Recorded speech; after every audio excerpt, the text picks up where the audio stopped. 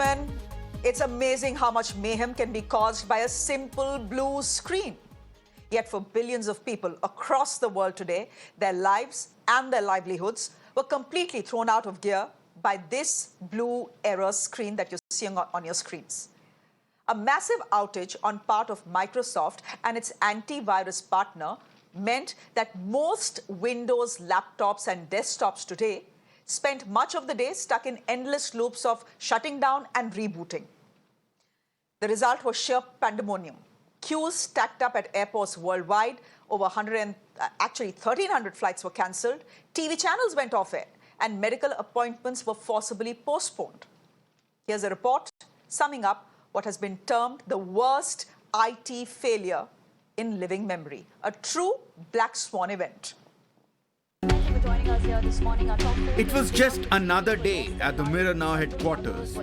Our team, dedicated as always to bringing you the news that matters, was ready and deployed in action.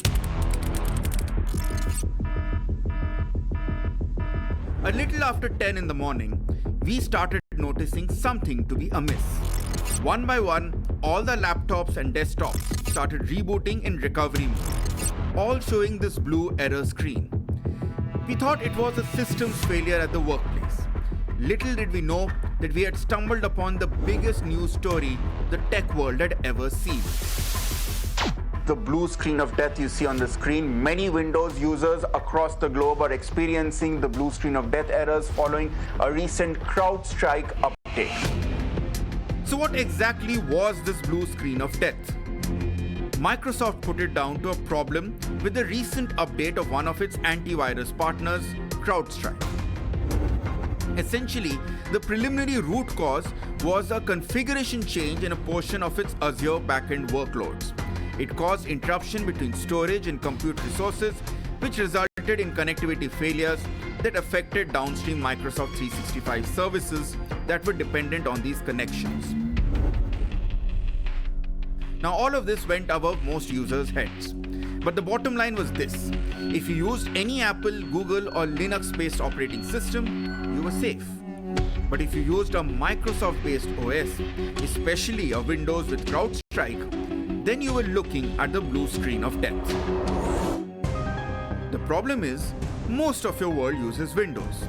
Your office, your bank, and most importantly, all your airlines. Before long, every airport in India had long queues at entrances and at check-in counters. With their office applications failing, airports had no choice but to delay flights while they manually wrote out boarding passes. As India was grounded, the IT minister issued a statement saying that the union government was in touch with Microsoft and insisted that the NIC was not compromised. His predecessor was a lot more scathing.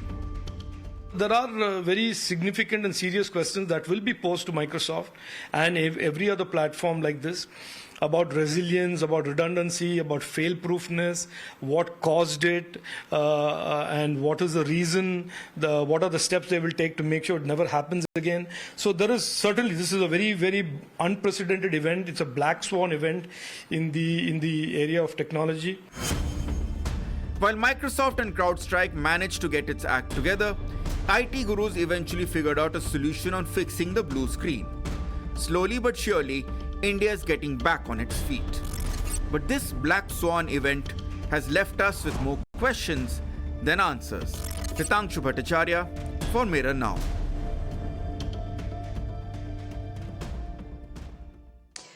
If you've been watching the news through the day, you will realize that there was complete chaos at airports across India. There were about 200 flights that were cancelled. In fact, everything went manual. Abhishek Avasthi, you're joining us from the Mumbai airport. Hopefully, the chaos has eased a bit given the fact that most systems are now back to normal.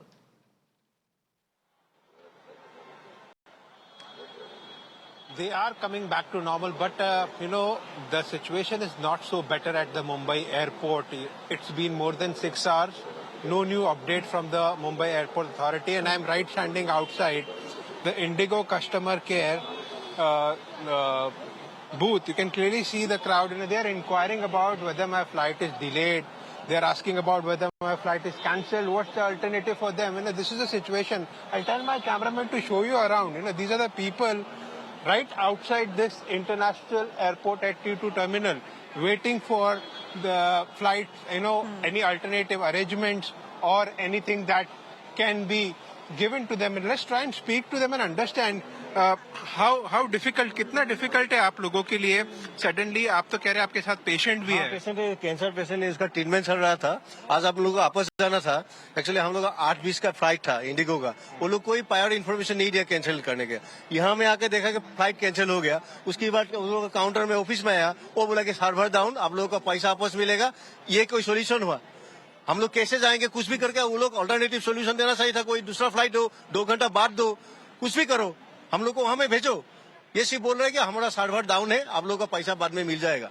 ये कोई solution नहीं है. नहीं, क्या आपको पहले message नहीं आया? क्योंकि काफी लोगों से यही दिक्कत हो रही है कि एटलीस्ट एक मैसेज, ईमेल कुछ तो कर सकते थे. सर्वर डाउन है, भले चलेगा. हाँ, लेकिन वो पहले एक तो मैसेज दिया, आज 2 बार के दिया कि वेलकम टू द फ्लाइट, ऐसा करके मैसेज आया. ये सामान मत लाइए, ये सब आया. Definitely. So this is the situation here at the Mumbai airport, and they are, waiting for the next move or the next instruction from the respective flight operator. And, this is getting difficult for those whose flights have been cancelled or the flights have been delayed. Sure. Back to you. So, there are travel advisories. Thank you, Abhishek, for that report and getting us that voice. There are travel advisories that have now been put out by most airlines to say that if you're flying, please ensure, check once with the airport and the airline before you set off from home. Ladies and gentlemen, it's been 10 hours and counting. When will this outage end? With the world losing patience, the CrowdStrike CEO is saying, sorry, but it will take time. That's the big piece of breaking news coming in. The question everyone wants answered, when will the outage end? Not anytime soon, because the CrowdStrike CEO, when asked, has said this will take time. He's saying that the systems have been fixed up and at their end, but it will take a while for everything to be back up and normal. Those are his exact words. So that's the situation as it stands right now. Let me go straight across to my guest who's joining me this evening. Arvind Gupta, you're the head of Digital India Foundation. You're joining us on the broadcast. It's been over 10 hours here in India. At 10 o'clock in the morning is when we noticed the outage here on Mirror Now. Before that, Australia had already started reporting it. Now the CEO who's responsible for the outage is telling us that this could take some more time. Just how much time? And is this the worst that you've seen? Or is it simply an indication of what is to come? Well, Shreya, thank you for having me, number one. Two, I think we live in a world where we are over-dependent on a few providers, and Microsoft being one. While the CrowdStrike CEO has been made the face of this outage, Microsoft is to be equally blamed. They didn't test the fixes before deploying it on production servers globally. And this is also shows the mentality of the West Coast big tech companies, that they kind of insulated themselves by doing this in a timing which was more when they had their own downtime on their side of the business world, and really the rest of the world was just opening up. So we've seen one of the largest global companies making such a big error, and it also shows that they themselves are not prepared. If whether it's an attack on their systems or a competitor coming and disabling their system, so or it could be a rogue nation. So it's a very, very grim situation. Microsoft and CrowdStrike within themselves hold a lot of liability. For a change, the airlines and the global reservation systems themselves not our fault. While your reports talked about Windows and the Windows PCs and local machines, this actually has taken down the cloud infrastructure of Azure, which is their biggest data center server. So a lot of global services which run 24/7 on the Microsoft cloud have also stopped working. So I think it will be to be test of time when all these cloud service providers talk about resilience and data redundancy, where this has clearly shown that they are not prepared for an event like this. And lastly, I would say that Okay. it's a shame that we live in a technology world which is so interconnected, but none of these technology cloud providers, which are really three big ones, Google, Microsoft, and Amazon, they've become so large that globally, the countries like India have now done localization of data, and they resisted that, and they gave us all the reasons of resilience, and this has failed. And we've been lucky enough that we localized our financial systems and financial data. And I just want to make a point that Aadhaar and UPI in India have continued to work because we are dependent on local infrastructure and not this global infrastructure. So kudos to our Indian infrastructure, and I see, as the minister has also said, NIC systems have worked fine. And this is where having a more local approach to technology, where we have a lot of, as I said, data localization, local data centers, and local solutions will really help in the long run. Every country needs to really watch out for itself. Microsoft India will not be a priority, for example. They'll first have to fix their higher liability customers before coming to the Indian system. So, I think there is a larger issue at play. This will really spark, hopefully, a debate where how much of over dependence on this global big tech firms can be programmed or codified into the future, and how much of localization do we need?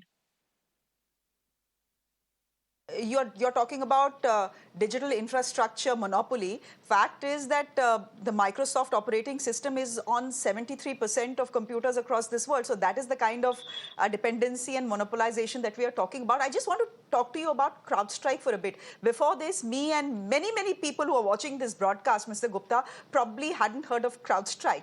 But this is a company that has a stellar reputation in the sense that this is the company that that on the request of the US government tracks North Korean hackers, Russian hackers. They are the ones who were called in when Sony Pictures systems were hacked. They are the ones who had first sounded out the fact that Russian hackers were actually trying to somehow rig the US elections, etc. My point is, technical glitch ho jata hai. It can happen. Does it take more than 10 hours to fix? Because the CrowdStrike CEO right now is saying sorry, but time lagega. Yeah, I'm also surprised at that reaction. They should have been very apologetic. I think Microsoft has thrown them under the bus. CrowdStrike, on a lighter note, as I said, has become a cloud strike. It's a strike of the cloud in the first time that we have seen. And I think, a firm, one as big as Microsoft and two reputed firm, as you say, CrowdStrike, has not tested it on so many different systems across the world and not done a kind of a simulation before doing this is very surprising to me.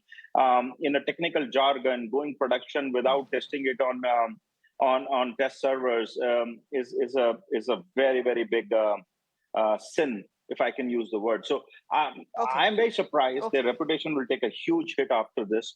And if not, I think the global community will ask Microsoft how and why they continue to use them. You have to also remember, Microsoft provides a lot of cloud services to the federal government in the US.